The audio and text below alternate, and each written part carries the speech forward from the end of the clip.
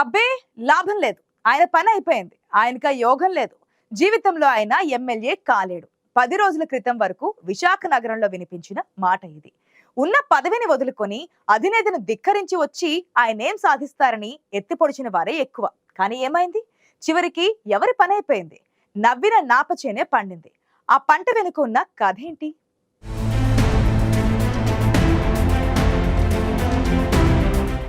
జనసేన నుంచి పోటీ చేసిన 21 మంది ఎమ్మెల్యేలు గెలిచారు. 100% విజయం కంటే విశాఖ సౌత్లో ఆయన గెలుపు అందరినీ ఆశ్చర్యపరుస్తోంది.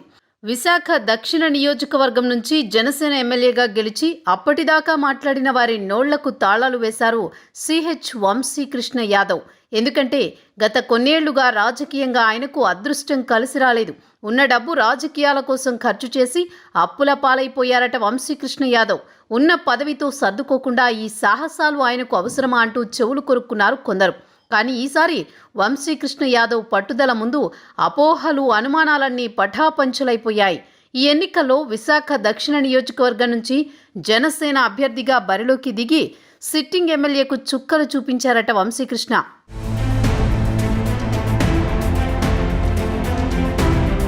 వంశీకృష్ణ శ్రీనివాస యాదవ్ తొలిసారిగా 2009లో రాజకీయ అరంగేట్రం చేసి అప్పుడే పురుడు పోసుకున్న ప్రజారాజ్యం పార్టీ నుంచి విశాఖ తూర్పు నియోజకవర్గంలో పోటీ చేశారు. కానీ బ్యాడ్ లక్, తొలి ప్రయత్నంలోని ఆయన ఓడిపోయారు. ఆ తర్వాత 2011లో ఆవిర్భవించిన వైఎస్ఆర్ కాంగ్రెస్ పార్టీలో చేరి విశాఖ జిల్లాలో కీలక పాత్ర పోషించారు. తన శక్తి సామర్థ్యాలతో పార్టీ బలోపేతానికి ప్రయత్నించారు. అప్పట్లో జగన్ ఎప్పుడూ వైజాగ్ వచ్చినా వంశీకృష్ణని కలవకుండా వెళ్లేవారు కాదని ప్రచారం ఉంది. 2014 ఎన్నికల్లో విశాఖ తూర్పు నియోజకవర్గం నుంచి వైసీపీ అభ్యర్థిగా పోటీ చేశారు వంశీకృష్ణ యాదవ్. కానీ ఈసారి కూడా ఆయనకు అదృష్టం కలిసి రాలేదు. ఎన్నికల్లో ఓడిపోయినా విశాఖ వైసీపీ నగర అధ్యక్షుడిగా పార్టీకి సేవలందిస్తూ వచ్చారు వంశీకృష్ణ. ముచ్చటగా మూడోసారి 2019లో మళ్లీ సిద్ధమైన తరుణంలో వంశీకృష్ణకి అనుకోని ఆటంకాలు ఎదురయ్యాయి. పార్టీ టికెట్ ఇవ్వకపోవడంతో ఎమ్మెల్యే కావాలన్న లక్ష్యం కలగా మిగిలిపోయింది. కానీ 2019లో వైఎస్ఆర్ కాంగ్రెస్ పార్టీ బంపర్ మెజారిటీతో అధికారంలోకి వచ్చింది. పోటీ చేసి గెలిచి ఉంటే ప్రభుత్వంలో భాగస్వామిని అయ్యేవాడినన్న అసంతృప్తితో ఉండిపోయారు వంశీకృష్ణ.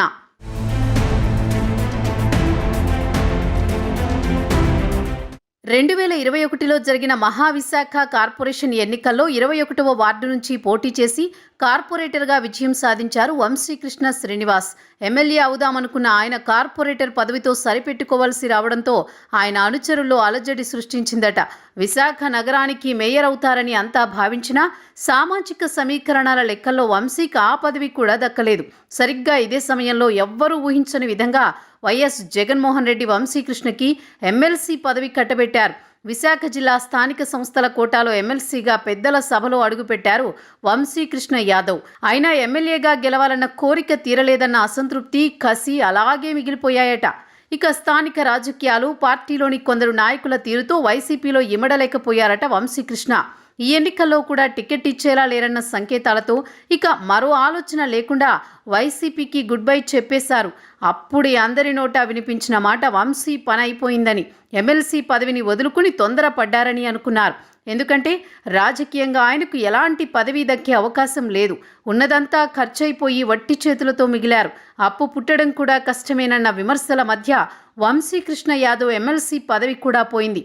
అయినా తన నిర్ణయాన్ని వెనక్కి తీసుకోకుండా పవన్ కళ్యాణ్ని కలిసి జనసేన కండువా కప్పుకున్నారు.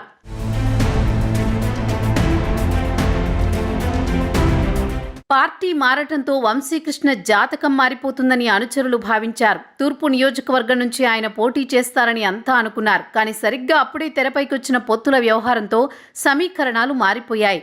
జనసేనలో కూడా వంశీకృష్ణ అవకాశాలపై అనుమానాలు ముసురుకున్నాయి. విశాఖ తూర్పు నియోజకవర్గాన్ని టీడీపీ వదులుకునే ప్రసక్తే లేదని తెలిపోవడంతో వంశీకృష్ణకి మళ్లీ చుక్కెదురైనట్లయింది. అనివార్యంగా విశాఖ దక్షిణ నియోజకవర్గం నుంచి పోటీ చేయాలని పార్టీ అధినేత పవన్ కళ్యాణ్ ఆదేశించడంతో విజయమో వీరస్వర్గమో అన్నట్లు కథన రంగంలోకి దూకారట వంశీకృష్ణ. అప్పటికే దక్షిణ నియోజకవర్గంలో 2 సార్లు గెలిచి వాసుపల్లి గణేష్ బలమైన నాయకుడిగా ఉండడంతో వంశీకృష్ణ మళ్లీ రిస్క్ తీసుకున్నారని అంతా అనుకున్నారు. కానీ గత ఎన్నికల్లో టీడీపీ నుంచి గెలిచి వైసీపీలోకి వెళ్లిన వాసుపల్లిపై ప్రజల్లో ఉన్న కోపానికి తోడు కూటమి అనుకూల పవనాలు వంశీకృష్ణ జాతకాన్ని మార్చేశాయి. నియోజకవర్గ ప్రజలు వంశీకృష్ణని ఆదరించి అసెంబ్లీకి పంపారు.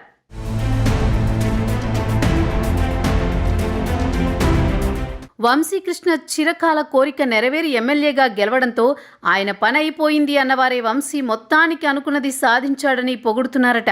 మరి వంశీకృష్ణ పని అయిపోయింది అనుకున్న వారి పని ఇప్పుడు ఏమైందని సెటైర్లు వేస్తున్నారట కూటమి పార్టీల నాయకులు, కార్యకర్తలు. మొత్తానికి 2 పార్టీలు మారినా దక్కని అదృష్టం చివరి అవకాశంగా వంశీకి జనసేన రూపంలో దక్కింది. దేనికైనా టైం రావాలంటారు. వంశీకృష్ణ టైం ఇప్పుడు మొదలైనట్లుంది.